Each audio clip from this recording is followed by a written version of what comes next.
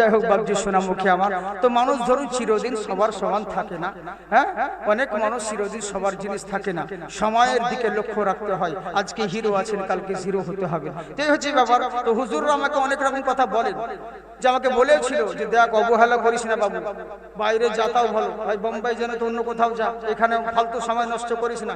কিন্তু শুনি না, যেহেতু ওই ডাক্তাররা তো বলছে কিছু হবে না, ঠিক হয়ে যাবে, ও খেতে খেতে অনেক মানুষের গাল কামড় দিয়ে দেয়, ডাক্তাররা বলেছিল ঠিক হয়ে যাবে, ও সবাই গাল খেতে খেতে গাল কামড়িয়ে দেয়, কিন্তু কে জানে যে ওটাতে ইনফেকশন হয়ে যাবে, বুঝলেন? তো উল্টো পাল্টা ডাক্তার ওষুধ খেয়ে সময় নষ্ট করে দিলাম। শেষ বেলা যখন যাচ্ছি ডক্টর বলছে আর যদি মাত্র 20 দিন আগে আসতেন আর এই সমস্ত ওষুধ যদি না খেতেন তো এত বড় ইনফেকশন আপনার হতো না, যেখানে 50,000 টাকায় খরচা ঠিক হয়ে যেত, এখন 50 লাখ দিলেও ঠিক হবে কিনা গ্যারান্টি নেই, বুঝলেন? এই হচ্ছে ব্যাপার। তো যাই হোক, তবে আল্লাহ চাই, কিন্তু আল্লাহর কি রহমত দেখেন, আপনাদের দোয়া কত বড় জিনিস। আমাকে ডক্টর আমার প্রেসক্রিপশনে লিখেও দিয়েছে, there is no out of control, যে voice controller, it is for delis of. আমাকে লেখাই আছে যে আপনার ভয়েস কন্ট্রোলার কিন্তু অফ করা, মানে সিলাই মারা আছে, আপনি আর কথা বলতে পারবেন না আগের মতো। আর যদি বলতে পারেন তো 3 বছর পরে চেষ্টা করবেন, আস্তে আস্তে মুখ খুলবে, তখন আপনি কথা বলতে পারেন। কিন্তু আল্লাহর কি রহমত 3 মাস পরে আমি জুম্মাতে বক্তব্য দিয়েছি, বুঝলেন? আবার এই যে জালসা করছি, কমসম ব্যাপার। এখন যদি ডক্টরদেরকে বলি বিশ্বাসই করবে না, হ্যাঁ, ওরা বলবে হয়তো আগেকার ওয়াজ আপনি শোনাচ্ছেন, কিন্তু না, এখন এই যে কথা বলছি কমসম ব্যাপার। তাই অনেকজন বলে, আমি ম্যাডামকে ফোন করে বললাম যে আমি তো এখন কথা বলতে পারছি, বলে বলতে পারছেন, তাই বলে বেশি বাহাদুরি দেখেন না, খুব অত জোরে নয়, জোরেও বলবেন না আর বেশিক্ষণ সময়ও নেবেন না। কঠিন বড় সিলাই, বাই চান্স যদি একটা সিলাই যদি কেটে যায় তো বাস ওখানে পাটল তুলবেন, মাথায় রক্ত উঠে, বুঝলেন? তো এই হচ্ছে ব্যাপার। তো যাকে আল্লাহ যদি চাই তো কে কি করতে পারে, বুঝলেন? সবই আমার আল্লাহর হাতে, ডাক্তার ফাক্তার এগুলো সব বাহানা। তবে যাই হোক, দোয়া করবেন আল্লাহ পাক যতদিন বাঁচিয়ে রাখে মুরগি যেন খেতে পায়, হ্যাঁ, যতদিন বাঁচিয়ে রেখেছে আল্লাহ পাক যেন সুস্থভাবে রাখেন এবং যেন ইমানি হালাতে দিনের খিদমত করতে পারি। সকলে বলি আল্লাহুম্মা আমিন। মাশাআল্লাহ, সুবহানাল্লাহ, সুবহানাল্লাহ। মায়ের গজলটা শুনো। জি, মায়ের গজলটা শুনে আমার মা বোন খুব ভালো গো, সত্যি কলজা। আজকে তোমাদের ওয়াজ হলো না, বহুত কিছু শোনাতাম তোমাদেরকে, সকলেই জানো। আমার আগে হুজুর মুফতি সাহেবরা জানে, সকল মৌলবি সকলেই জানে যে জাকির কোন মাল, এর হাজারো কোয়ালিটি আছে, বুঝলেন তো? কিন্তু ওই যে একটা শোনাবার একটা সময় থাকে, এই সময় যদি আমি আমার মতো ওয়াজ করতে লাগে তো সব লোক কিন্তু যে কয়টা আছে লুঙ্গি তুলি পালাবে, বুঝলেন?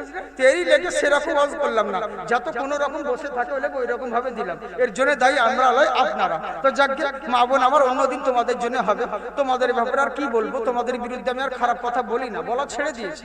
কি দরকার ভাই একটা দিন জালসা করতে এসে মা বোনদের বিরুদ্ধে কথা বলা? কারণ আমি তো বলে চলে যাবো, কিন্তু বিপদে পড়বে মৌলভী সাহেব। এমনিতে তো ইমামদেরকে দেখতে পারে না লোকে, বিপদ হলে তখন ইমামরাই পড়বে, হ্যাঁ, ইমামরাই পড়বে। কারণ মৌলভী যখন পালি পড়বে ভাত আপনারা তো দিবেন না, ভাত ওরাই দিবে, আপনারা তো বাজার করে এনে দিবেন, কিন্তু ওরা রান্না করবে, বাটবে সব ওরাই। যদি ভাতের তলে বীজ ভরে দেয় মৌলভীকার জালসা করতে হবে না, জানাজা পড়তে হবে ভাই।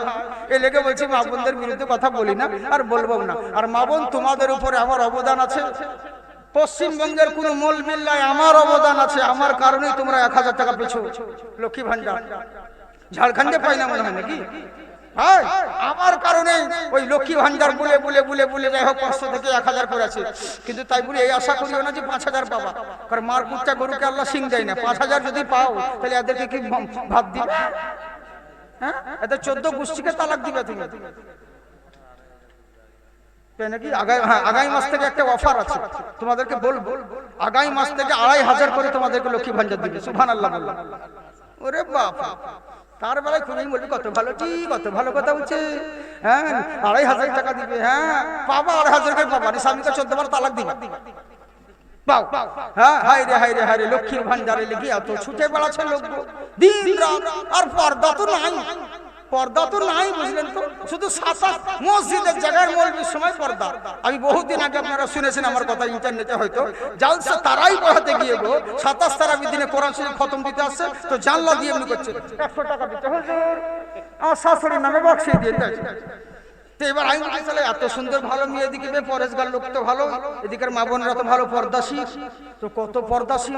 যখন সকালবেলায় তার পরের দিন মৌলবীর সাথে তো অনেক অ্যাসিস্ট্যান্ট থাকে, বেরোচ্ছে রাস্তা দিয়ে, তো দেখছে একজনের শাশুড়ি চুলের মুঠি ধরে নাভি বাহি করে ঝগড়া করছে রাস্তায়। তখন বলছে আচ্ছা কে রে এইখানে মেয়ে? তো বলছে হুজুর মনে পড়ে লাইলাতুল কদরে 100 টাকা যে দিয়েছিল বোরকা পরে, বলছে হ্যাঁ ওই মাল। এই হ্যাঁ, তা হাই রে পর্দা, একে পর্দা বলে না জর্দা বলে বলে, এরকম করিও না সোনামুখী মা বোন গো।